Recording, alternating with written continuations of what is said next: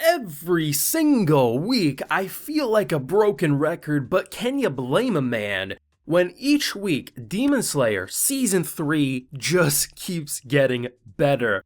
And if you don't come out of Episode 8 and say, you know what, this emotionless character I didn't really care about at the beginning of this season, if you're not looking at Muichirou and just saying, you know what, you are the GOAT after this, I think something's wrong with your eyes. You gotta get them checked. Trust me, it's good to get it done every couple of years, get a new prescription, because if you had proper eyesight, you would walk out of this episode saying, oh my god, what is it with characters this season losing everything, and then just to see the full picture of what caused him to lose his memories, cause just everything to occur, and just to leave this episode saying, upper rank 5, you done messed up. And I am so excited to see where the future of this battle is going from here. Now, full live reaction to this wonderful episode is available on my Patreon. If you do want to see that full uncut heartbreak, hype, every type of emotion that a Demon Slayer episode will give you, you can head on over there and consider supporting. This was an incredible episode. What I thought was being directed as was a good backstory episode. Initially, I was like, okay, this is some good stuff. I doubt anything's gonna top what we saw with Genya and everything like that, but no, I think between Genya and Muichirou, it's literally identical quality, just different heartbreak and kind of like surpassing expectations in different ways. So imagine losing both your mother and father the same night and essentially feeling alone for the next year. Actually, he did have someone, as it turns out, he had a twin brother, but we see the whole idea. Initially, I was just assuming, oh, something happens, his mind breaks, and he takes the personality of his twin brother. That would explain a lot, but I wasn't expecting the brother to really care too much. And in hindsight, I probably should have, but the idea of saying, you know what, our mother, she kept working, she hid that she was sick, she died basically because she didn't take care of herself. Our father, he's an idiot, he went out in a storm, no amount of herbs are going to save her, she was on her deathbed. Had he not done so, we would still have a father. So basically, this very cold and ruthless dialogue that gets thrown out. I mean, imagine for the next year after losing your parents,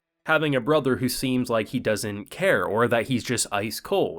Of course, by the end of it, we realize that he just was upset. He was upset that, you know, from a logical, objective point of view, we didn't have to lose both of our parents. That is true, but was it kind and compassionate the way he said it? No. And the idea of just looking at the kindness of his brother, the kindness of his mother and father, and just the fact that you're losing everything, and in your deathbed, all you can do is pray and say, please keep this kind brother that I love so much alive.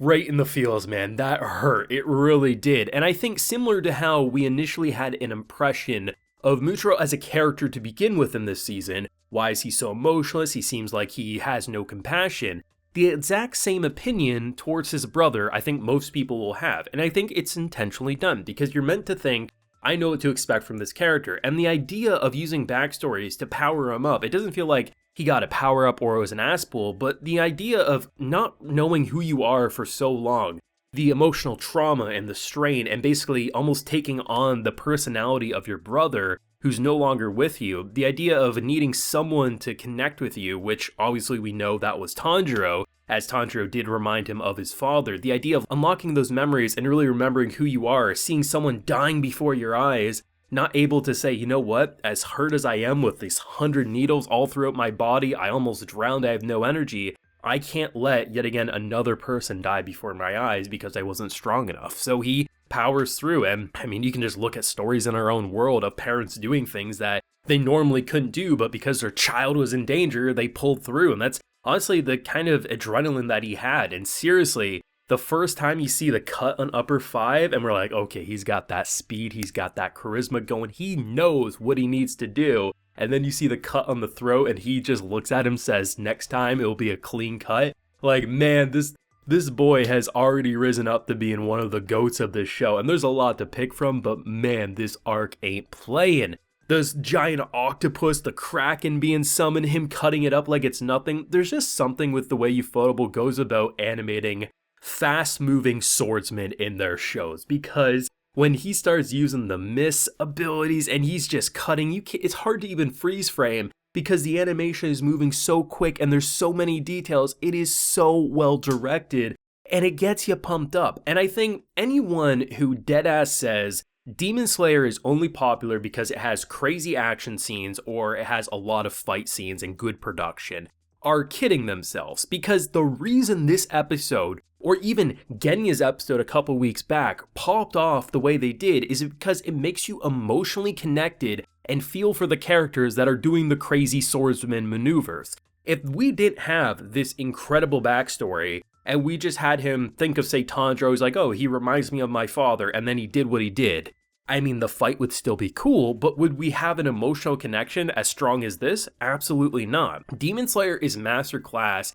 at not only power scaling, getting us to understand the different uppers, why certain fights are harder than the previous seasons, what characters' strengths and weaknesses are, and just how out of reach the final boss is when we're struggling with upper 3s or 4s or 5s or 6. It doesn't matter when the main villain is going to be so much worse. This show knows what it's doing, and seriously, the way they blend characterization, backstory, future plot point developments is just, it's so well done. And I honestly find the story and character motivations and developments just as great as the hype fight scenes. And that's why I can leave episodes week after week, whether we get a backstory like this or a backstory like Genya's, or I just say, what in the hell, what type of crazy, how are you making the last season's fight seem small in comparison right now? This is what makes Demon Slayer that greatness that we watch every single week, and we're always eager to jump aboard a movie or the next season, whatever they throw at us, because we know it's going to be peak week after week. What's crazy to me is I really thought Genya would be my overall favorite character of this season, and at this point, after what I just saw, Genya and Muichirou are literally tied for me. I can't pick one over the other. Both had an incredibly depressing and heartbreaking backstory. Their present day content is interesting, but I mean, man, Genya, he's gotta put in some work in the next couple of episodes. We don't want to leave him in the dust because both of these characters got a lot to offer, and I'm interested, man. I've never been as, like, I felt like I was the one in pain when he's like pulling out needle by needle. Like, imagine drowning, like having no energy, coming out wishing that maybe I should have just stayed in the bubble because this hurts like hell, to then having to fight, like the amount of holes, the amount of pain he's going through. But that backstory,